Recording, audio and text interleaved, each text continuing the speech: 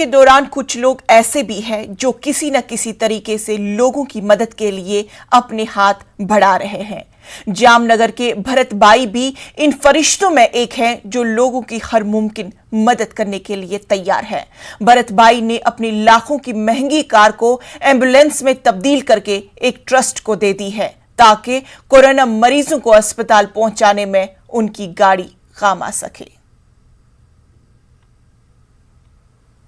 संजरी charitable trust उसने 50 bed का Covid centre खोला है। उसके लिए उसमें एम्बुलेंस नहीं थी, उसमें मैंने एम्बुलेंस दी है। उसको जब तक कोविड सेंटर चालू रहेगा जब तक मैं उसमें रखूँगा गाड़ी।